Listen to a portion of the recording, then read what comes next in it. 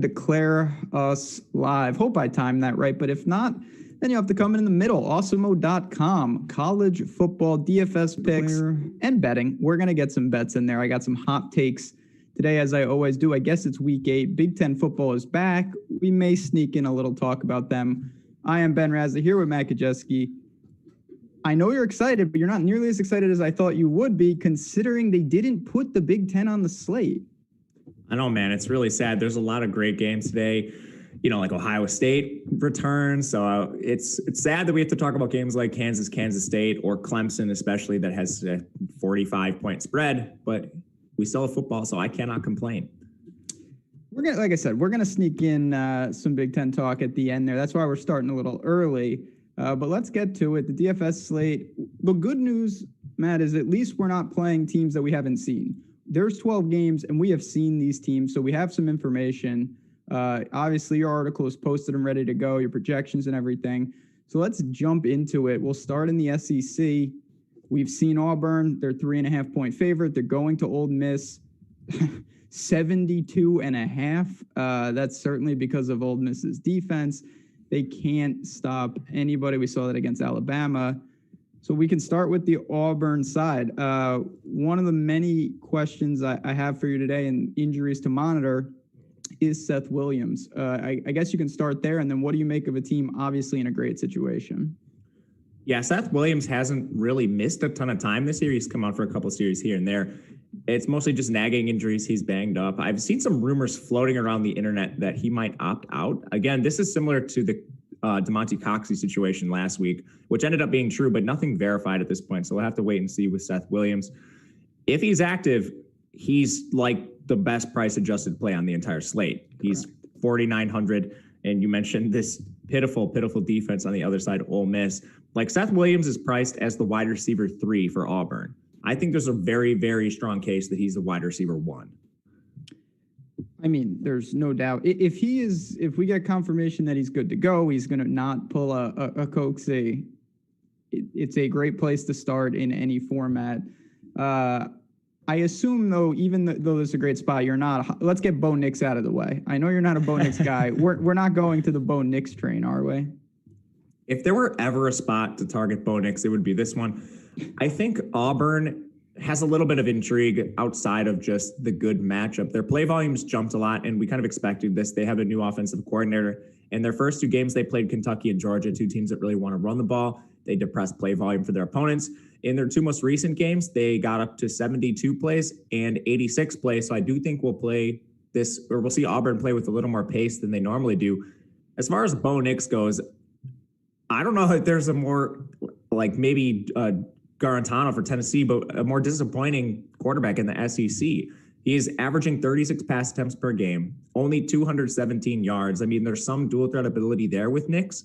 He just hasn't been able to put it together. And he's played some tough teams in Kentucky, Georgia. He's also played Arkansas, South Carolina. So I don't know. I think at some point we need to stop giving this guy excuses. He only has a pair of 300 career passing games.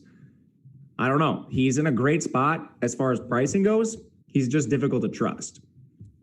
Yeah, I mean, I think you summed it up with, if there was ever a time, it's probably right now. I don't really see it. If he was if he was 6K, a little lower, maybe I'd get there. But to me, you could take the skill position players and you can stack elsewhere. In the backfield, though, Tank Bigsby is a guy that we obviously have to talk about, 6,500. We saw him when they fell behind. I don't see that happening today. When they really fell behind with Georgia, he racked up receptions. Certainly against a team like South Carolina, he just ran through them. What do you expect in terms of his volume? We know they have other backs, but is this a guy at 6,500 we can look to? I think you can. I wouldn't feel great about it. DJ Williams, if you go back and dig into the snaps, he played way more than I thought he did, and it didn't necessarily turn into actual carries or receptions in the game. But I think that is worrisome if the game script just goes a little bit different. Again, DJ Williams played a ton. We also get Sean Shivers back in this game. I have no idea how much he's going to play. He's been basically just a rotational back throughout his career. But making this a 3-man backfield isn't really what I would like to see. He's 6,500, and I think there's some other runners in this range that are a little bit safer. And if you're just looking for a pure punt play, I mean, DJ Williams, he's barely above 3K.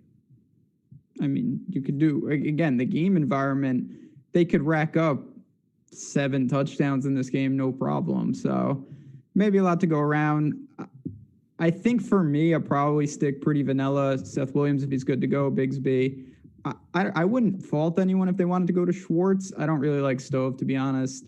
What do you, last thing, and then we'll move to the Ole Miss side. What do you make of the other 2 receivers in this offense? So Stove is priced as the most expensive guy. He is easily the wide receiver 3. So I think you can X him out unless you're just playing large field tournaments, trying to be contrarian and find some leverage, because I think Seth Williams will be the highest owned player on the slate. Schwartz won't be too far behind him, and it's because of the production he's received. Over a 32% target share for Schwartz. He's like the burner in this offense, runs a 4.3, 440-yard dash. I think Schwartz and Seth Williams both make sense, and those are the top 2 guys I would target with a slight preference towards Williams. On the other side, we now know that, I guess it just officially is Matt Corral's team, and it's hard to argue. He's been really, really good, and he's faced some tough defenses in there. So 8,100 is a pretty lofty price. Auburn's not nearly as strong. Derek Brown and co., they had some losses, but it's still Auburn's defense. Start with Corral, and then, he's got a handful of guys on the outside. He's got Ely in the backfield. Where do we go for the other side of a 72.5 point total? So Corral hasn't seen quite as much volume as I thought he would. Just 31 pass attempts per game for Corral. He's really getting there through efficiency, averaging over 300 passing yards per game. And I'm kind of questioning whether this is an anomaly or not. It's not something he's ever done in his career. Prior to, the opening 3 games of this year, which has been an incredible run for Corral, he'd never posted a 300-yard passing game in his career. So I don't know if there's a bit of regression in store for Corral. Positively, he gives you a decent amount as a rusher, 170 cumulative yards for him through 4 Ole Miss games. So I certainly think you can go to Corral. Stacking him is pretty easy. Of course, at the top, there's Elijah Moore, arguably the number 1 receiver on the slate. He has an absurd 40% target share. And it's 11 targets in every single game this year, at least, averaging 144 receiving yards, plays out of the slot. He's going to be a strong play in all formats. I think if you want to go cheaper, Jonathan Mingo is a guy with a little more volatility, but he has 2 9-target games, and he's literally running around on 96% of dropbacks. So with the Ole Miss team, that's where I think I would start. Any pay down options whether you look at, Drummond, obviously Yeboah is priced up. Is it really just Mingo and you don't want to go lower than that? Yeah, it's like Dontario Drummond is only running around on 55% of Corral dropbacks. If you're just looking for a cheap attachment, say you're stacking this game and you want to run 2 receivers with Corral, and maybe you don't want to get to Mingo because it is a little bit cost prohibitive if you already have more and you're just punting with Drummond, then it makes sense. But he's yet to eclipse 5 targets in a game. Yeah, that's a little dicey. God, I don't know. Not that I was slaving away at trying to break down Ole Miss before the season, but Elijah Moore has just been unbelievable. Like I'm pretty impressed with how good he looks. God, 8,100 is a lot, but I don't know how you don't get to him in some formats, to be honest. Yeah, the target volume is ridiculous, man. Like the only reason I might not get to him is because Devontae Smith is arguably even better. Yeah, those guys. We'll get there. God, but first we have to get through a game that I wish just wasn't played, just for society's reasons. Kansas State, 20.5 point spread, over under 46. So that just shows you where Kansas's team total is. I'm speaking for you here. Kansas State is not a fun team. They make it ugly. They slow the pace. They're going to just grind this game out. You could start with either side. I don't really care, but I guess we'll start with the Jayhawks. Is there anything to like outside whoever Velton Gardner is? I don't think so. And the only reason we're interested in Velton Gardner is Puka Williams left the program. Yep. It was a personal matter for Puka Williams. So he is gone, and the touch distribution to start the season was 58 touches for Puka, 50 for Gardner. And those two have combined to play, it's absurd. It's like 95% of the running back snaps. So literally no other running backs were being rotated into this backfield, which makes me think Velton Gardner is going to handle maybe a 70% backfield share. And he's 4,400. He's a 19-point underdog, but I think that's still worth considering just given the lack of cheap options on the slate. Even when Kansas is losing, they feed these backs. Like each of them were getting 10 to 15 carries a game. Now that's being condensed to Velton Gardner. He should see something near 20 opportunities today. Is there, because so far we haven't seen Velton Gardner do anything really in the passing game.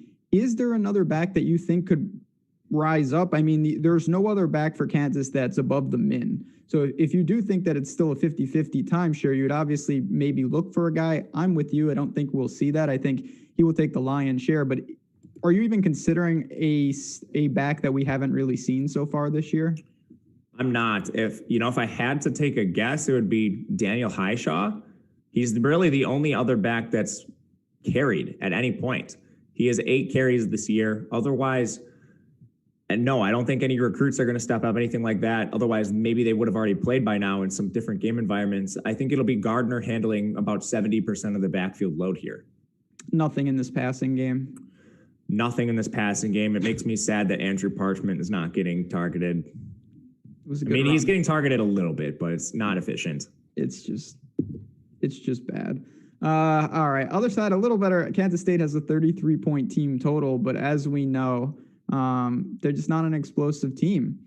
Skylar Thompson, not there, but it doesn't even really seem to matter. I assume that you don't have interest in Will Howard. Will Howard actually kind of projects well. It's because he's a decent rusher. And I don't want to use anyone on Kansas State, but we need to talk about how bad this Kansas defense is. Like, they're allowing 230 rushing yards per game. That's one of the worst marks in the entire country. And we know exactly what Kansas State wants to do. They want to play slow, run-heavy football. They're favored by nearly 21 points here. They should have no problem doing that. I think the question is, you definitely don't want to play 2 guys from Kansas State. You maybe don't even want to play 1. But if you do play 1, would you prefer Will Howard or a guy like Deuce Vaughn? I mean, Harry Trotter is someone else you could look to, and you're certainly not playing any receivers. Yeah, I think we can rule out the stack. It's just not a team that you want to stack. Can you load up on one of these guys and hope that the touchdowns fall your way? I guess, obviously, you can always do that. If I was going to, honestly, I would take the savings and go to Trotter. I don't know how good the ceiling is. I just don't really want to pay $7K for Deuce Vaughn, and the price is fine for Will Howard, but it's an opportunity cost of you're burning one of your 2 QB spots. So I think for me, I'd probably just roll the dice on $4,400 Harry Trotter, hope that he gets, 15-ish plus carries, finds the end zone maybe a couple times. I think that's the best way to approach this. And you're not playing Will Howard in GPPs. He would be a cash consideration at quarterback for a rushing floor. But outside of that, I think he's not really a strong play. Yeah, that's just a bad game. Listen, I think you'll be all right if you don't go there. And if you do, you can just very lightly expose yourself to the Wildcat side. Don't go to Kansas. Anyway, we move on. Oklahoma TCU, 58.5-point total. It did seem a little low, but I guess that just speaks to TCU does have a pretty quality team there. They are in Fort Worth. We can start with Oklahoma. They've had some wild ones. Them in Texas was just a bizarro game on a lot of levels. I want to just ask you right off the top, what have you thought of Spencer Rattler so far? I think he's been fairly efficient. Maybe it's just because we've now have to compare him to like Baker Mayfield, Kyler Murray, and Jalen Hurts, and he's probably number 4 on that list compared to those other QBs. But I think Spencer Rattler is certainly aided by a horrific defense. He's constantly having to throw. He's been pulled out of some games at certain points. I know there was a little bit of a controversy whether Rattler had been benched or if he had gotten injured in the previous game. But he's only throwing 32 times per game, but he's still averaging 297 yards. That's pretty good efficiency through the pass game. He doesn't scramble like Kyler, like Jalen Hurts, so he's not giving you that upside. He will rush a little bit. He's not a 0 in that category, but I just don't think he has the same upside as the previous Oklahoma quarterbacks we've seen. Certainly doesn't seem like it. And yeah, he came back. I thought he was benched, to be honest, but then he looked good. What I don't also understand, and I guess it's a continuation, and maybe, you just spoke about Baker and Hurts and all these guys, the Hollywood Brown and CD Lamb. I thought that Charleston Rambo was just about to slide in and have, video game numbers like those guys. So far this year, he hasn't been awful, but it certainly hasn't been that. Is he a clear alpha number 1 in this team? 5,900, it looks appealing, but do you worry about where he's kind of at in this offense? I don't think he's a very strong play, even at 5,900, and we've seen him priced like above 7K the last couple weeks. If you needed to label some of the wide receiver one, it would be Rambo, but he only has a 16.5% target share. He's only running a route on 64% of dropbacks. They're rotating receivers a lot, and they really haven't had someone separate themselves. So until further notice with Rambo, I'm just going to pay down for some of the cheaper options that are running similar routes and seeing similar targets. God, that's so sad. I really thought he was primed for a huge year.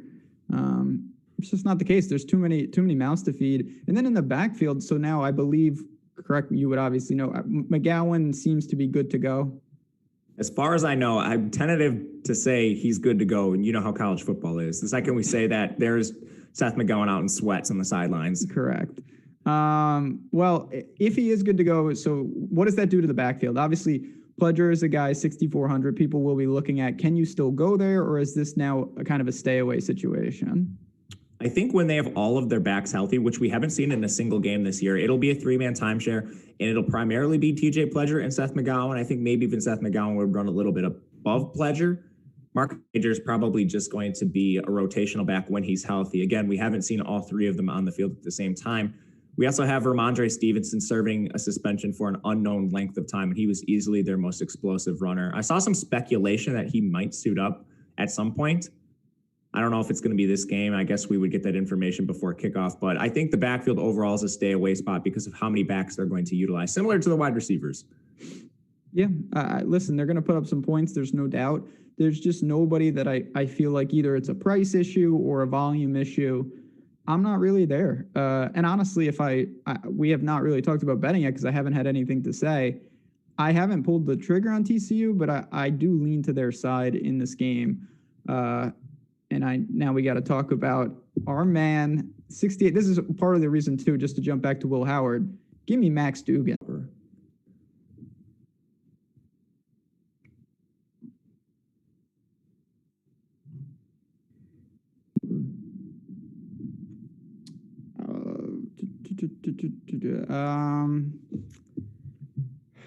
Someone in the chat said we're back. Are we? Are we back? Yeah, you get a little look behind the scenes. Someone in the chat said we're back. You guys are on now, okay? We're good. I thought that my Max Duggan talk killed the stream. Sometimes YouTube, the algorithm, they hear just crazy antics coming. They have to kill the stream. But I toned it down. We're back in business. Tay Barber, you mentioned he's.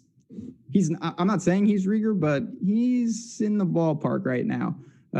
So we keep an eye on that. Other than him, are you willing to maybe stack with an additional guy, or is it the rushing upside is enough where you don't want to load up on skill position players for TCU? I think you can because the price, and this is a good game environment. There should be a lot of plays run here. Conwright isn't someone who's really had a ton of targets. I guess like last week he did have 8, so it's positive development there. He's running more routes than Tay Barber overall. I don't think that matters a ton. He also leads the team in receiving. He's more of a downfield threat, so the big plays are there for Conrad if you want to stack him and hope he catches a long touchdown in GPPs or something like that. One note on this game, J.D. Spielman's questionable. J.D. Spielman, the Nebraska transfer, he actually saw his route rate jump up to 45% last week. He got off to a really slow start this year, but it looks like he's slowly emerging in the offense. If he's out, I think it would put Conrad more in play. Do you know by any chance what it is? With Spielman? No, yeah. I don't know for sure. I just saw that he was banged up and questionable to play. Yeah, I see the Q tag. It says undisclosed everywhere that I've looked. Classic. Yeah, classic. So he could be on crutches or just like ready to go. But we'll keep an eye on that. Again, I think that Duggan is the type of quarterback that you can roll out there. You get a lot of different options. He's got rushing ability. It's a good spot at home.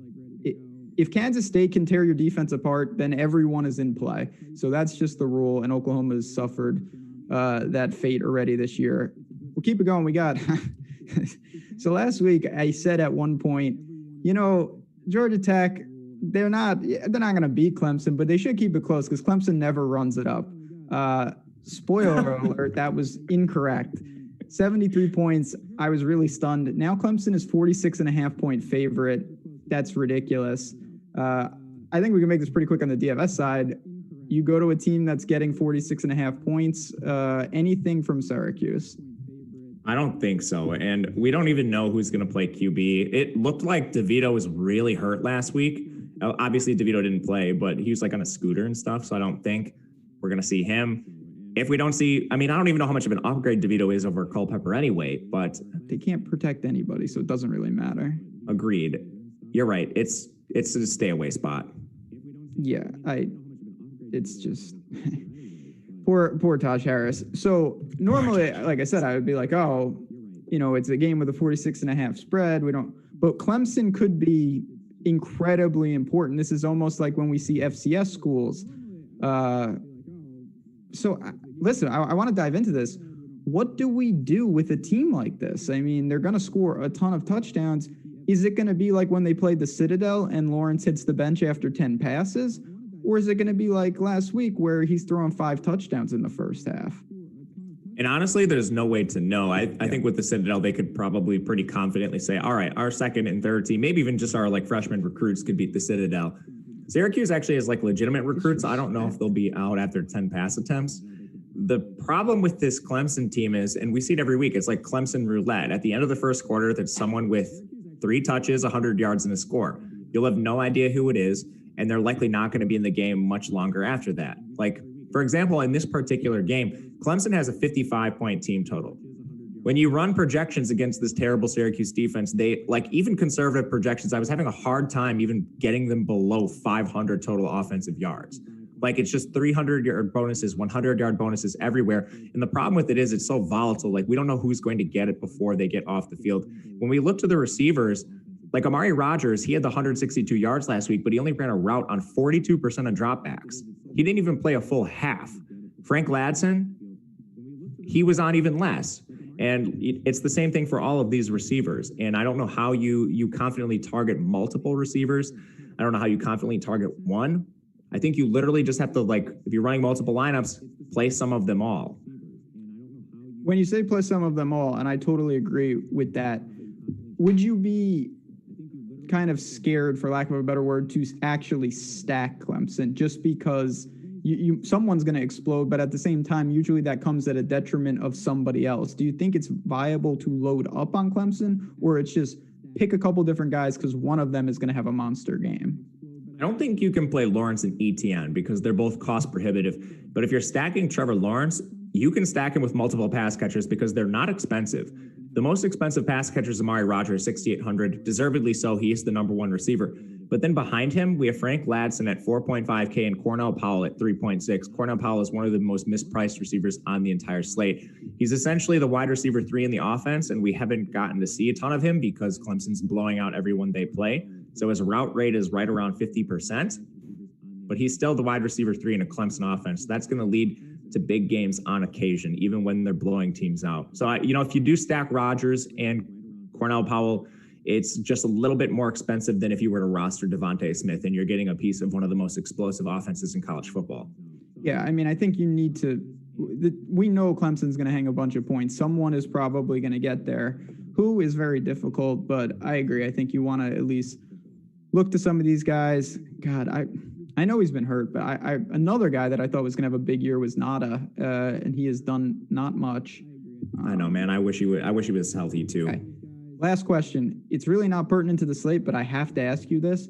Clemson has a guy whose name is Aju. Who is that? He's a rotational receiver. Okay. That's fantastic. Don't play him, but you can't beat that name. Anyway, we'll keep it moving. 4 down, 8 to go.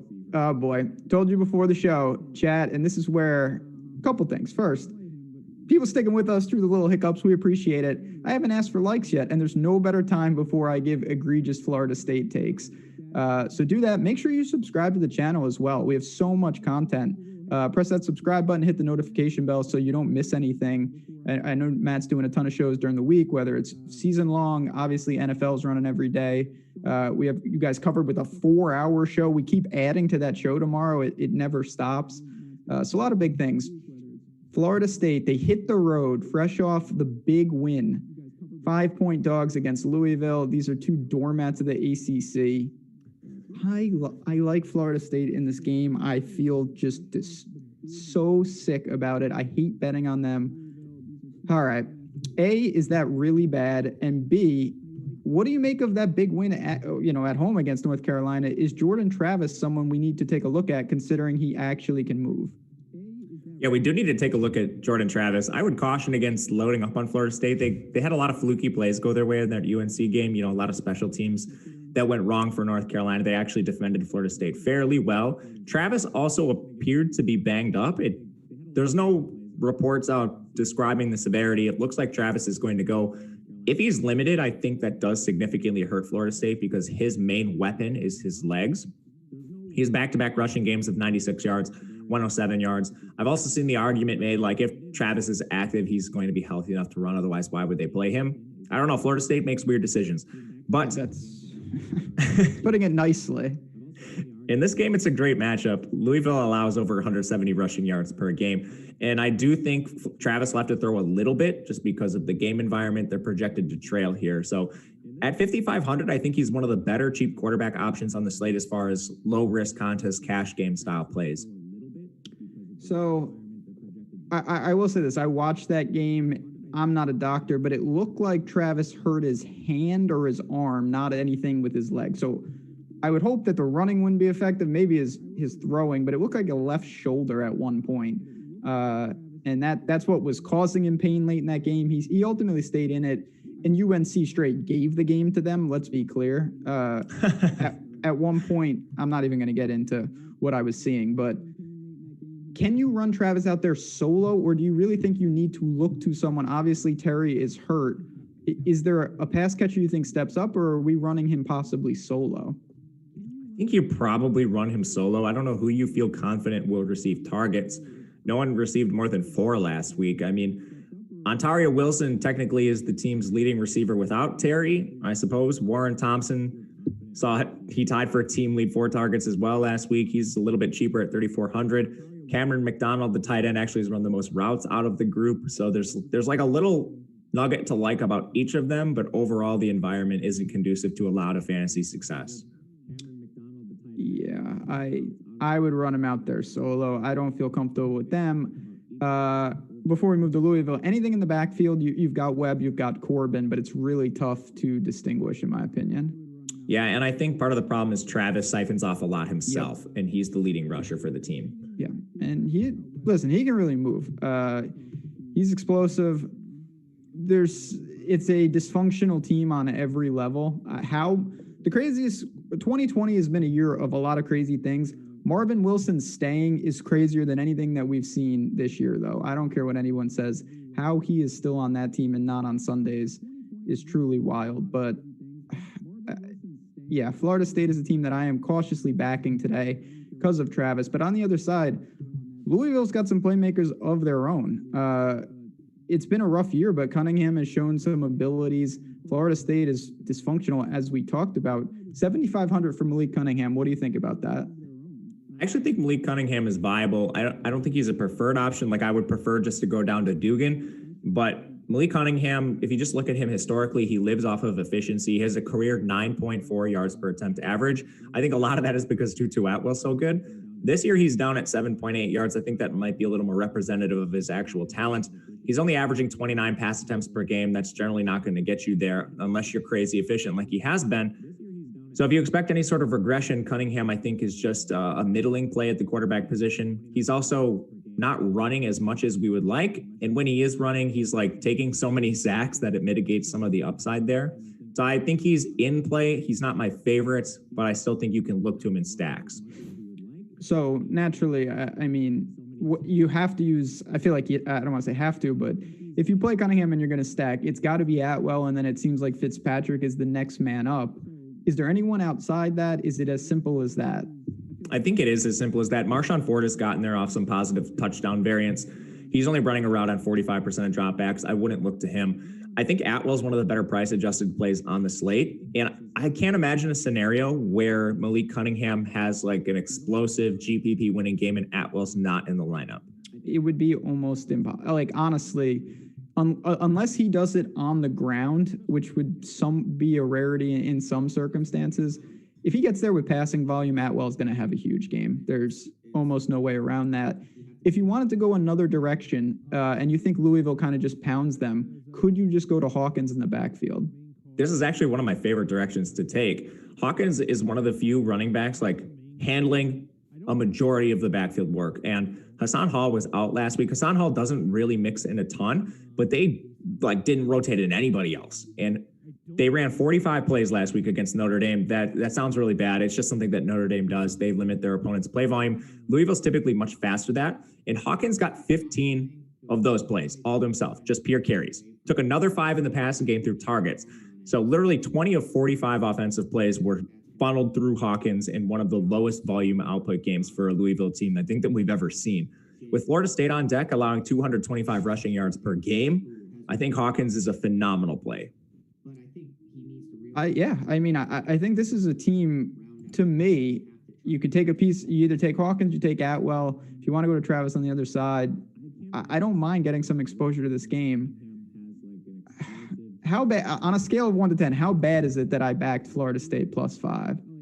Like a 7? 7? I mean, Louisville is 0-4 in the ACC.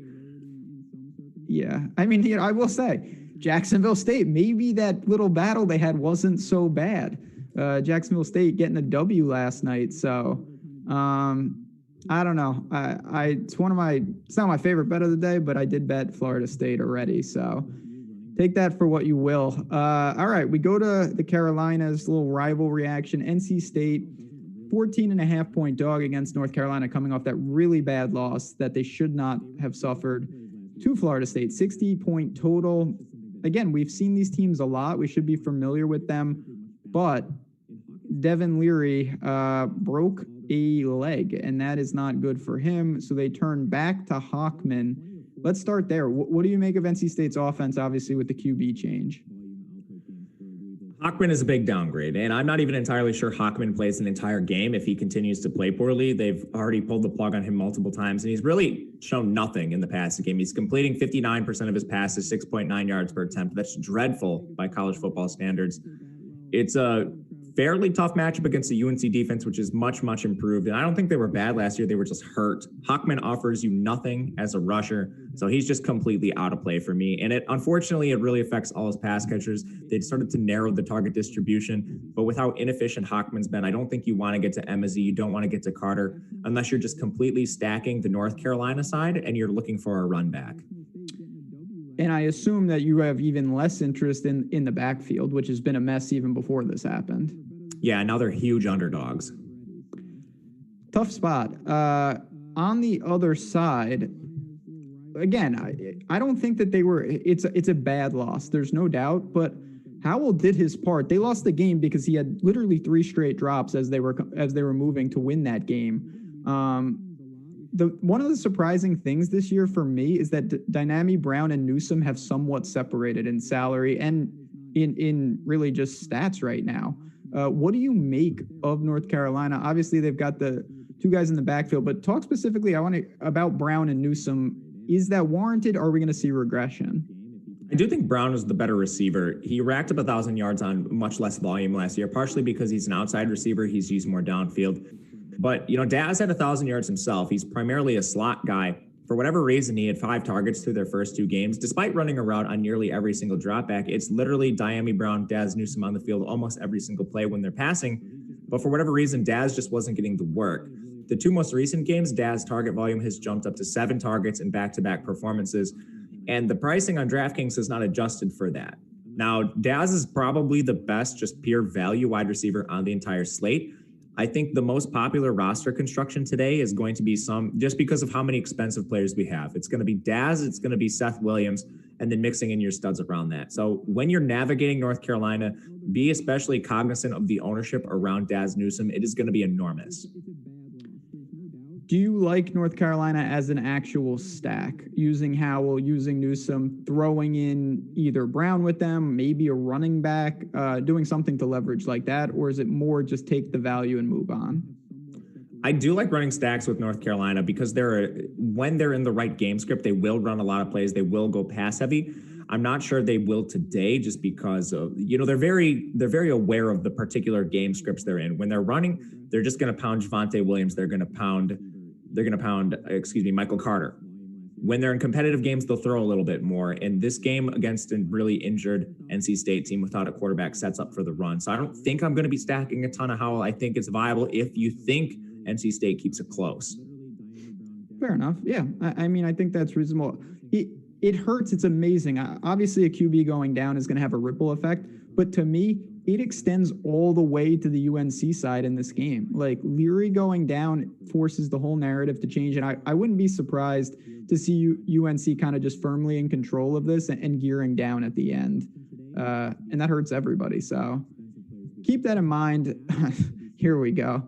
Bama, 23-point favorite, going to Neyland, going to Tennessee, 65.5-point total. First of all, Alabama's offense, their team total is 42.5. It seems like they hit that every week, regardless of opponent. Talk about them. They're coming off an impressive win against Georgia. Mac Jones has been better than I thought he was going to be. What's not to like about this offense? Their prices, and that's it. Because they are putting up points every single week, and they're not running a lot of plays. They're not doing anything special. They're fairly balanced. They're getting there off pure efficiency. Like, Mac Jones is averaging 13.2 yards per attempt. That's just absolutely bananas. It's in Zach Wilson territory. But Najee is almost $10,000. I know. Yeah, I don't think you can play him at that price. Like, Hawkins is 66, and they're going to see the same volume.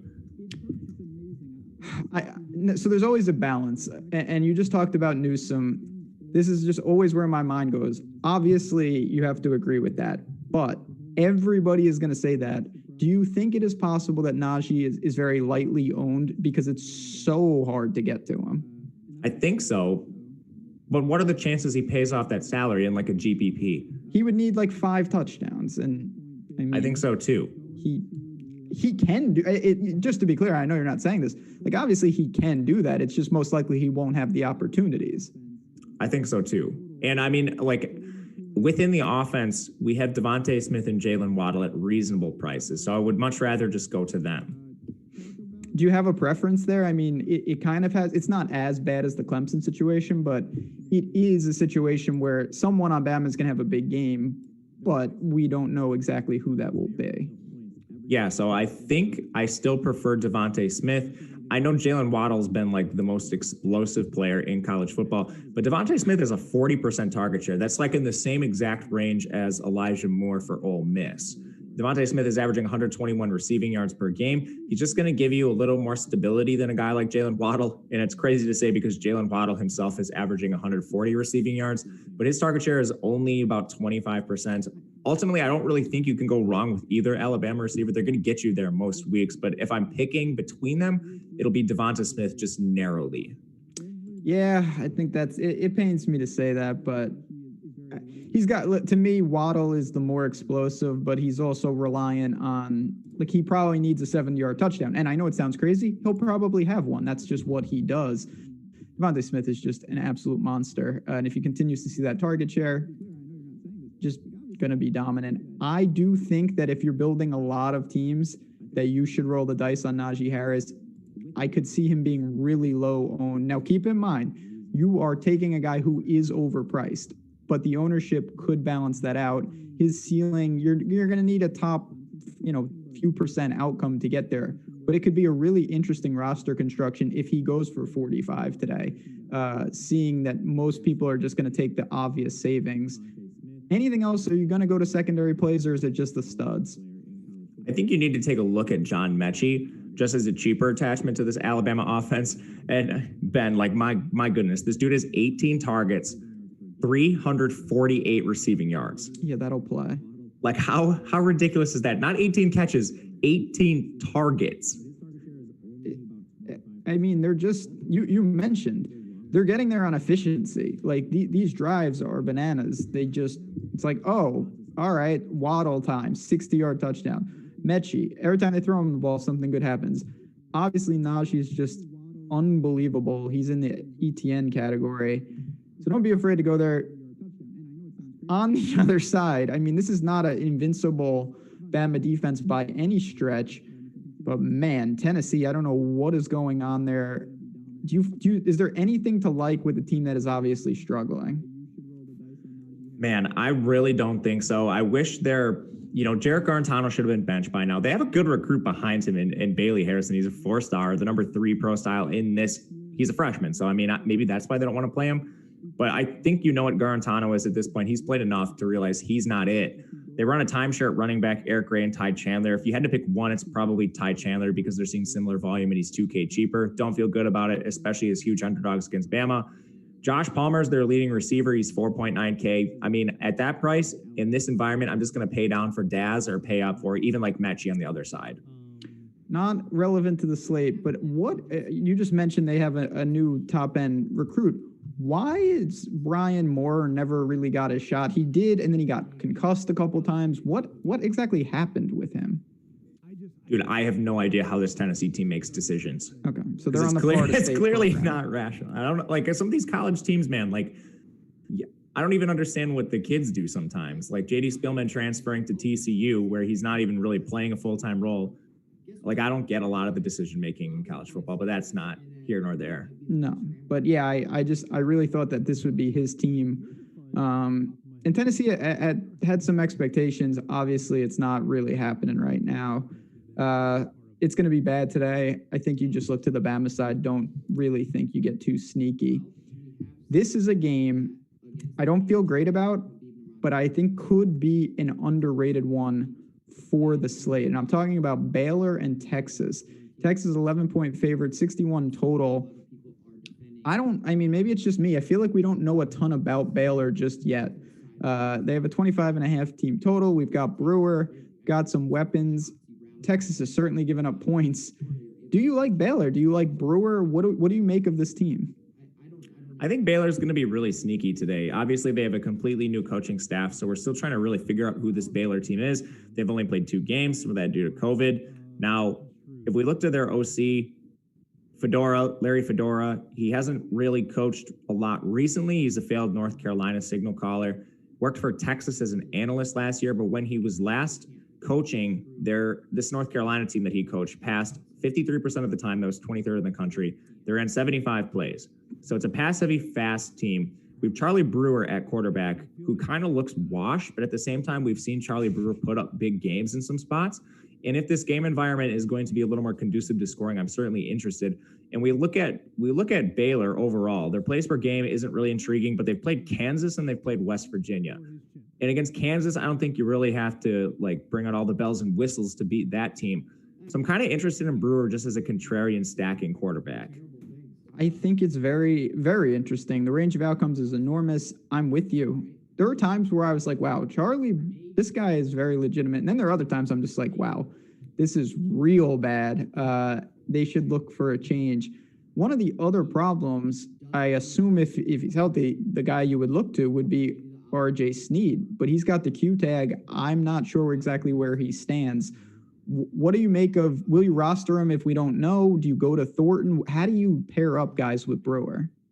It's tough. And again, part of it is just the unknowns. And you and I like this. We've talked about this numerous times. We like the unknowns and we like taking shots on some of these guys.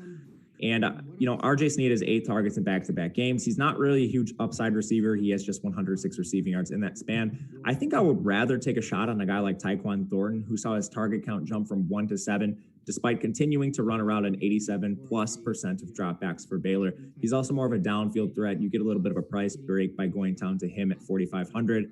At 5,700 for RJ Sneed, I'm probably just finding different receivers in that range. RJ Sneed's priced between Tutu Atwell. I'd rather get up to him, and he's more expensive than, the Auburn receivers, than John Mechie, than Jonathan Mingo, and I think I would prefer them as well. So I like Thornton. Gavin Holmes is interesting as the primary slot receiver. He's second on the team in targets, but he only has 44 receiving yards. Don't know how that happened. Anything in the backfield, another committee type situation, bad game script if they fall behind, Ebner, Lovett, or nothing. Yeah, I think DraftKings just accidentally flipped the pricing on these guys. Like Ebner 6.3K, Lovett is 4.3, but Lovett is out carried Ebner 31 to 15. So, as far as value plays go, if you think this game remains close, John Lovett stands out as someone you could potentially target sub 4.5K and see relative volume. Yeah, I thought I made the mistake. I was like, why did I mix up Lovett and Ebner's price? And then I looked, I was like, nope. They keep you guessing. That's what they're priced at. Interesting. I still prefer if I'm going to go to Baylor, it'll probably be through the passing attack. I'm not going to lie, but it is good to take advantage of some of these timeshares. I feel like when people hear timeshare, they just automatically assume it's 50-50, and that's obviously not the case.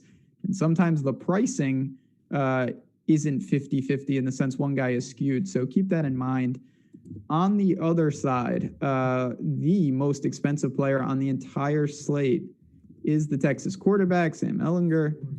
Listen, the guy, he racks up touchdowns, not just through the air, of course, on the ground.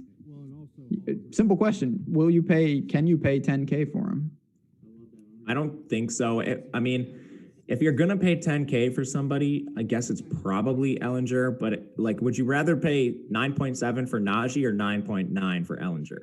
I would rather pay for Najee because I think he's going to be lower owned and the opportunity cost is less at running back. Okay, that does make some sense. I think with Ehlinger, 40.5 pass attempts, 300 passing yards per game. He does give you some dual threat ability. This Baylor defense has looked strong, but again, they've just played Kansas and West Virginia. I don't love Ehlinger, especially at this price. I am having trouble deciphering this Texas game. Typically I'm trying to stack my quarterbacks, and we just see such a cost-prohibitive Ehlinger that I'm not sure if I'm going to play just one of them by themselves, if I'm not going to play any of them. It's a tough situation to navigate. So that's the other issue. If you play him, it's very hard to decipher the wide receivers. If you play him alone, you can get there because he's the type of guy, he's got Cam Newton in him. He could run for 4 touchdowns, and that could get you there. It's just a very weird spot, and the lineup construction looks a little odd. Do you have, I think we can rule the backfield out. I don't have interest in Ingram or Johnson. Do you have a take on these receivers? We've seen so many guys, Tariq Black and co, obviously more, Jake Smith. I'm not going to list them all. Is there a guy that you prefer pairing with Ehlinger, or do you think maybe we just take him solo if we pay up? I like that you threw Tariq Black. I got to list him first, even though he might be irrelevant at this point. Yeah, I made the mistake of rostering Tariq Black at one point. I think rather than playing Ehlinger by himself, it would be one of the receivers by themselves. It's just such a hard game stack because of the price. Joshua Moore looks like the wide receiver one. He has a 19% target share, which likely comes in a little bit higher if he hadn't missed a majority of one of Texas's games already. I also like Jake Smith a lot. Jake Smith is someone who's only played in one game this year, but he played and saw 9 targets, plays out of the slot. He'll be a little discount option here. I think you could run him as a one-off or a run back if you're stacking the Baylor side. Again, they don't have Jordan Whittington. He was the one that was primarily competing with Jake Smith in the slot. So I think if healthy, Jake Smith should see all those opportunities. Yeah, that's not actually 5,800, pretty reasonable. You mentioned could be a run back option, could be a pairing. I don't mind that actually. This is a weird game. Do you have any take on the game itself? 11-point favorite for Texas. I don't like the spread for either team. I do like the over now that it's dropped so much. And I think it's partially because we don't really know what Baylor is, having faced just Kansas and West Virginia. And they're two teams that run a lot of plays. So, this game opened with an over-under right around 70, and now it's down around the 60-point range. I think it's just gone a little bit too far in the wrong direction. It's funny, Chad, the friend of the show, Beepaz, just mentioned that the over in this game. I'll tell you this, if it was 70, I obviously would have taken it, would have came in under. Maybe the pendulum has swung a little too far the other way. I kind of lean to Baylor in the game, and I think that does lean to the under. They're the side that I think would try to slow it. But 61, that is a big move, I will say. So keep an eye on that. Kind of interesting. Not my favorite of the bunch. We're going to get into some plays. Obviously, we have 4 games left here. We should have a little time. I do want to ask you a couple questions about the Big Ten in general. So we're going to get to that. I love the Big Ten, man. I know you do. You're a Big Ten guy, and that's why we need these inside scoops. All right, here we go. Iowa State, Oklahoma State, 2.5-point favorite for the hometown Cowboys, 52-point total. Seen some people like the under in this game, actually. We'll start with the Cyclone side. Brock Purdy, I think we know that he's frustrating. He's in the Dugan, Knicks, Will Howard price range. We know that Breece Hall is fantastic, but he's $9,000. What do you make of this team? Do you think this is more of a better game than DFS game? I think it certainly is a better game than a DFS game. Both of these teams want to run the ball. That's not going to lend itself to a lot of play volume. And we've seen two inefficient quarterbacks, and Brock Purdy a little bit surprisingly on the Oklahoma State side just because of injuries, and I don't know how good Spencer Sanders actually is. So I think it's going to start with Breece Hall. If you're looking at Iowa State, what do you make of him? He's $9K flat. I think there's some other options a little bit cheaper than Breece Hall that I would prefer, but you can't really deny the fact that he's handled 28 and 27 carries in back-to-back games. That type of volume, you don't need to be, that's the Derrick Henry model. You don't have to be that efficient if you're going to have 30 touches. So I don't know if it's just me or maybe I overrate them. I really think that Oklahoma State's defense is pretty damn good. And the Tulsa game, it looks better and better. Tulsa is actually pretty damn good. We're not going to go down the South Florida rabbit hole, but I did watch them last night. I wish they were all that easy. Yeah, man, I bet Tulsa last night. So did I. It was just like that. South Florida is in the stratosphere with the other bad teams. Charlie Kohler is a guy you normally talk about a lot of tight ends. 4,100 though, it's really a price play. Where do you put him among the cheap passing options? So he's 200 cheaper than Daz. I certainly prefer Daz. I think there's some guys cheaper you could go to, like Cornell Powell, the Clemson receiver, has a far larger ceiling than Charlie Kohler. I don't know how often Cornell Powell hits it, but he's just 3,600. I would prefer him. There's just like a few guys in that price range, I think, that have larger ceilings than Kohler if you're playing tournaments. Kohler is more of a safe play to me, and I think if you're in that safe range, you probably just try to get up to Daz. Fair enough. On the other side, I believe, correct me if I'm wrong, let me just ask you like this. What's going on with these quarterbacks for Oklahoma State? Sanders, we know he's banged up. They brought in the freshman. Where does it stand right now? Or are they all relevant? Gundy said earlier this week that Sanders and Illingworth were splitting first-team reps in practice. So that's not helpful for DFS. I'm not sure you would be interested in targeting either of them had one of them solely been handling all of the responsibilities anyway. Sanders obviously wins with his athleticism. Illingworth looks like the better true passer. I think the biggest thing that this influences with the entire offense is just like Illingworth was targeting Tylan Wallace relentlessly. And if Sanders is playing, like Tylan Wallace, like this is a really low volume run heavy team. Tylan Wallace has 11 targets in back-to-back games, and that ends up being a 38% target share. Yes. Listen, if he's going to continue to see that type of volume, obviously we have to look there. 73. I was a little surprised to see the big name Oklahoma State players priced where they were. I thought Chubba would be towards, I'm not saying in Najee's category, but more towards where Breece Hall and Najee are, rather than, he's like the 8th highest priced running back. Is that a product of Iowa State's, front seven being somewhat stout? Is it just a slow start? What do you make of a guy that coming into the season, I think a lot of people would expect him to be 9,000+ in every single slate? I honestly think it's the volume being scaled back. Let's compare him 1-for-1 to Breece Hall. So Breece Hall's last two games, 28 and 27 carries. We look down to Chuba Hubbard. He has seen 22 and 23. And then we look to LD Brown, the running back in the same offense. He's actually siphoning off around 8 to 10 touches per game. It's not a lot. Like Chuba Hubbard's still seeing an immense number of carries, and he's not being targeted very much, but a decent number of touches overall. But LD Brown is factoring in at least a little bit more this year than I expected, and I think that's what's driving it down. Yeah, it's interesting. I certainly didn't think that would happen, but then it's funny, I kind of think back to where Chuba got started, and part of it was injury, and I could be wrong. I think it was Justice Hill at the time really getting all the carries, and then Chuba started to do the LD Brown, and he was starting to get a handful more. Then Hill went down and he took over, but Gundy does like to do that at some times. I'm interested to see in a competitive game like this, do you think the volume can push for 30 type carries if the game script is right? Yeah, I do. We've seen it plenty of times, like almost every single game last year. Yeah, like I still think that he has that. So in a way, I like it more for tournaments and less for cash. He used to be a staple of cash, but if the volume can still get to where we want it to go, he'll have every opportunity. I don't love the matchup. I do like, God, I don't know. Oklahoma State, I do like them in this game. 2.5 points at home. I'm going to end up betting them today. I'm just not a believer in what Iowa State's doing. I know they've looked a little better since Louisiana Lafayette, but to me, I think at home that Oklahoma State will find a way to get this one done. I actually agree with you in this spot. Okay, good. Let's go. We're going to just get it done. All right. Here's your boys. Notre Dame, Pittsburgh. Pittsburgh has played 15 games already somehow, it feels like. I don't understand. They're on every slate, even the weekday slates. Notre Dame, 9.5-point favorite, hitting the road, 43-point total. Obviously, that's not great. Also not great.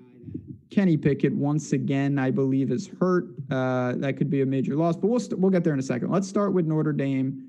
Ian Book, 7,400. The rushing attack. What do we do? Is it Pittsburgh's defense? How do we kind of break down a game with a really low total? So Kenny Pickett just got ruled out for good. Okay. We will not see Kenny Pickett. I think that just speaks to the low total in the game. Notre Dame has been one of these teams that really limits the opposing play volume. We saw it last week with Louisville running just 45 plays. As far as who to target in the game, you know what? Let's start with Pitt quick. I think Kenny Pickett being out and having Joey Yellen in there renders everyone unusable. The only guy I would look at is Jordan Addison, 6,100, but because of his price, I think there's just better options. On Notre Dame, this passing attack has been so inefficient this year, and I think Chase Claypool's loss means a little bit more to this team than maybe we thought initially. Ian Book is only averaging 24 passes per game, and he's averaging 179 yards. That's just absolutely egregiously low, and he's never going to hit the 300-yard bonus with those numbers. As far as anyone you're playing with him, I think it has to be Kyron for that reason. Yeah, Kyron, from this team. Sorry. No problem. It's just I have trouble with a game like this when one team wants to slow it. Now, we know Notre Dame, you've said many times on the show, and you're right, they have maybe the best offensive line in the entire country, and they utilize that. They can run it down their throat, but even that, it kills all stacking options, and you're really still going for kind of touchdown variance. Now, if Kyron's going to see 25 type carries, 7,600, I think, is more than appealing. I guess it's just a straight up Kyron or someone like Chuba. It's Chuba, but I think it's closer than people want to admit, and I think the ownership is worth talking about as well. Chuba projects to come in fairly owned. If you just look at the premier backs on this slate, Chuba is in the best price point. It's Chuba for me. He probably will be more popular, but I think it's kind of warranted. Is there anyone, you've mentioned a couple of times the Northwestern transfer, Skornick, probably butchering the name. He is sub 4K. Anything there? Is it just unnecessary to target a team like this? Probably unnecessary. If you're playing one of them, it probably is Skornick. He ran a route on 78% of dropbacks for Notre Dame in their most recent game. Obviously, that led to 2 targets because Notre Dame is throwing 14 passes per game. So I think you're probably not getting there. Yeah, it's just not a good one, to be honest. Listen, not every game is going to be a DFS bonanza, so... Yeah, not when we don't have the Big Ten here. Not when we don't have yeah, that's right, Michael Penix season. You will see, you're about to... Penn State, upset alert. Virginia Tech, Wake Forest, 10.5-point favorites are the road team. Hokies, 68.5-point total. Kind of a game certainly we can't overlook. There's definitely something here. I'll just pass it right to you. Start on this Virginia Tech side. They've shown, more than flashes. Hendon Hooker, they got the transfers in the backfield. Herbert, I believe he was a Jayhawk at one time. Robinson on the outside. Is this a team that you want to target? I think you have to, just basically off implied team total. They're nearly implied for 40 points here. The problem is they don't really run an offense conducive to a lot of fantasy success. They're really slow. They're really run heavy. However, they've been super efficient. So that really leads itself to playing 2 guys. Hendon Hooker's their dual threat QB. He had his first 100-yard rushing game in their most recent contest, but he hasn't eclipsed 15 pass attempts in a single game this year. So you really need him to hit that 100-yard bonus on the ground. That's the bonus that Hooker is more likely to hit. And I think you do need him to hit that at that price. If Hooker hits the 100-yard bonus, is it likely that Khalil Herbert also hits it? I'd say probably not. I think one of them probably does hit it in this game. And Khalil Herbert has been absolutely fantastic. It's always like number 4 in early Heisman rankings. So this dude has been a monster. And Wake Forest is allowing 225 rushing yards per game. Whoever sees the volume is probably going to have a good game. Yeah, I think, again, it kills stacks. I do worry about some of these top-end running backs that have dual threats. It's not, listen, Florida State's backfield is not like this, but you mentioned this with Jordan. Like, when you have a guy who can run like that, it kills a ton of the value because Hooker could have a big game, and it will come directly at the detriment of Herbert in the backfield. But that's not to say that we can't consider him. 8,800, it's a pretty, I think it's a fair tag, but you're certainly not getting a discount by any stretch. In terms of, I just want to play the numbers game a little. He's 88. Breece Hall is flat 9. I don't really want to put ETN in there because he's just such an enigma. I mean, where do you rank those really top end running backs? It's ETN, Herbert, and then who was the last one? Breece Hall. Breece? Yeah, Breece is 3rd. Yeah, okay. I'm in line with that. I would definitely have Breece last of the bunch there. God. On the other side, Sam Hartman is a guy, I don't know, man. He shows signs. I'm not going to lie. He sucks me back in even when I think he's dust. 5,900, Walker in the backfield. I mean, it's as simple as this. Do you think Wake can keep up? Because we know that Virginia Tech is going to put up points. Can Wake keep up? And does this game kind of get back and forth, making it a really good target?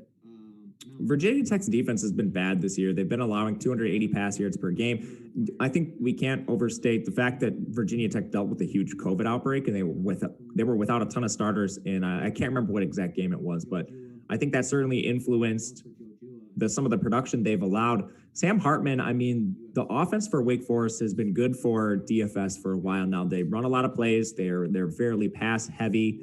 This year, they haven't quite been that. They were like the Wake Forest quarterback. They've mixed in a couple guys partially because they played Campbell and they blew out Campbell. So they played some backups, but the Wake Forest QB is averaging 30.5 pass attempts per game. That's a little bit lower than what we typically see, but that shot up in recent games, and Hartman hit his first 300-yard passing bonus.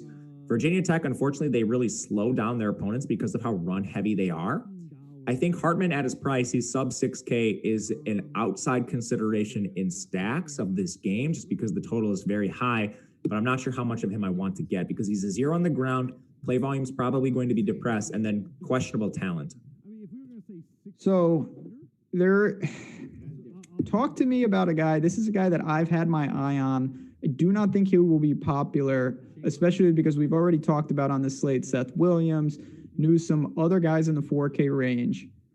Talk to me about Donovan Greene. This is a player maybe that for some reason, you know how it goes. Certain guys just kind of like catch your eye. He is someone that I've had my eye on, 4,600. I kind of like him as someone that I think could really start getting going in this offense. I like him a lot, too. He's 3rd on the team in targets with 21, but he's running more routes than any other pass catcher on this Wake Forest team. And I think what we like about Greene is he's being used a lot downfield. We don't have a lot of stats like average depth of target in college football, but he certainly is being targeted downfield, which is going to lend itself to big plays. And if we want to compare him to a guy like Roberson, who's the exact same price, Roberson has more targets, 26, but he's only running a route on 56% of dropbacks. So if we're going to do the 1-for-1 game between Greene and Roberson, I think I'm just going to go with Greene in the situation. And outside of these two, I think it's really hard to target any of them because of the rotation. Yeah, there's something about this kid. Freshman, big guy. I think he can get in the mix. And if this game really gets going, he is someone, contrarian, sub 5K wide receiver. I think you could do worse than that. So just kind of a hunch.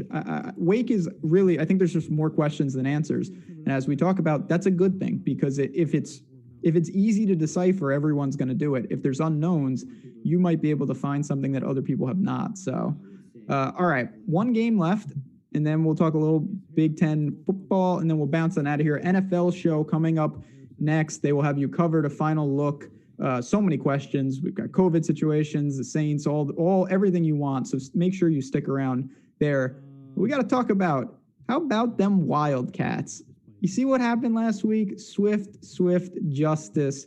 Bet them easy. 3.5-point road favorites. I don't want to push my luck today. They're going to Mizzou. 46.5-point total.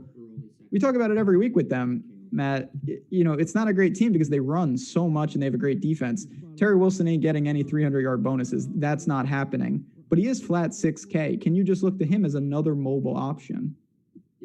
Yeah, I think you can. I really wish that we had more of a passer here because this Missouri defense they're more of a pass funnel. They're giving up over 300 yards per game through the air. They've been okay on the ground. So I'm not sure Terry Wilson is going to be able to take advantage of this. As far as the dual threats in this range, I think I would prefer Travis just because of the overall game environment he's in. But I don't think you can completely discount Terry. What do you make of that? Yeah, I'm in line with that. The problem with this is there's 12 games and there's just other guys. Like I look at Josh Ali. He's getting a lion's share, obviously, but he's in that mid-4s. I just talked about Greene. We've talked about Seth Williams. There's a lot of guys competing for that roster spot. So I don't think it's awful, but I'm not really there with Kentucky. I think once again, they employ their strategy. They're going to lean on the running game and they're going to lean on their defense. I think so too. Their defense is phenomenal. Their defense is fantastic. If they didn't do stupid things, which they do, they could be really good. But they're starting to get it together, and they're a team I've been betting seemingly every week. It is what it is. So on the other side, Missouri, it's a tough spot. 21.5 team total isn't great. I don't really have much to say. I don't want anything to do with their quarterback. Roundtree in the backfield. Floor is yours. The Virginia Tech transfer. Is there anything that stands out for a Mizzou team right here? They're a really tough team to evaluate because they also had a big COVID outbreak, and it affected mainly their wide receivers. In the backfield, it's Roundtree. On early downs, it's Beatty in passing situations, and that's their rotation. So it's going to highly depend on how this Missouri team is doing. If you think they're trailing, you're going to see more Beatty. If they're playing from ahead, you're going to see more Roundtree. In this particular matchup, it looks like we'll probably see a little bit more Beatty unless things get out of hand. As far as the receivers go, Kiki Chisholm, Damon Hazelton missed their most recent game because of COVID. Hazelton was the wide receiver one prior to the departure. Chisholm hadn't been targeted as much, but he was running a ton of routes. He's only 3,600.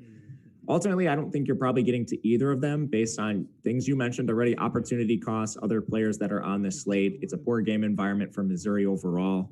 That's kind of my take on the pass catchers. Fair enough. I think that kind of sums it up. It's not a game I'm really looking to get too much. Obviously, we'll keep an eye out for injuries. We have two minutes left, and I really want to ask you, first of all, I'll get it out there right now. I think Indiana they don't go anywhere because they're home. They stay home and they beat Penn State. They're a 6-point underdog. What do you make of the Big Ten? How do you think Ohio State will look? Anything else you want to say in the last couple minutes here? Indiana's a good team, and they're playing a Penn State team that had, I think some of the most impactful opt-outs in the Big Ten. I don't think we can really discount, especially on defense, how much losing Micah Parsons is going to mean to that team. Yeah, Micah Parsons is so good. He might be the best player in the Big Ten outside of Justin Fields, maybe even better, not considering positional value. One team I really like tonight is Minnesota, and they have a what'd you say? That hurts. I have a giant Michigan blanket right behind me. Are you a Michigan fan or are you backing them tonight? Which one is it? I'm certainly not backing Michigan, that's for sure. It's going to be cold. PJ Fleck will have them ready. They got the reverse opt-out, the opt-in. Go ahead. Take it away with the Golden Gophers as we get out of here. Yeah, so they get Bateman back. They're returning every single offensive lineman. They have a combined 125 starts between the group. Every single one of them is a multi-year starter except their right guard. If we look to Michigan, they're a team that is returning only 15 starts on their offensive line. They get back Jason Mayfield, their right tackle. He started there just 1 year. Their best receiver, Nico Collins, opted out. They have a quarterback, not a controversy, but they have a new quarterback in their system. On defense, Thomas Ambry opted out. They're replacing almost all of their starters on defense now, and their best player returning, how I think was Ambry, is now gone. Chardonnay season. They better keep it on the ground. Dude, Haskins. Do you think Hassan Haskins is better than Charbonnet? I do personally, yes. I do as well. I think Charbonnet is overrated. I don't think they think that though. They don't. They obviously have some of the worst player personnel evaluations on their team. I think Ronnie Bell was their best receiver last year. Yeah, no, I have not been thrilled with what they're doing. we'll see what their QB is made of. Certainly, that's a tough spot going into Minnesota. So Minnesota's a dog. What? Minnesota's a dog too. 3.5, and you're getting the hook. I see 3.5 out there. So keep that in mind. Both of us will be in our premium Slack chat. Matt hopped in there yesterday. He's going to get in the fun. Great community. We're going to be talking sports all day. CFB, everything else, MMA. It's going to be a great time. Chat. We got to bounce for the NFL show, but good luck. Obviously, most important thing, hit that like button on your way out. Follow Matt on Twitter. His handle's right there. You can follow me if you want. That would be appreciated. We'll keep you abreast of the news because a lot will be breaking. Good luck, everyone. Thanks for stopping in. We'll see you guys next week. Same time, same place.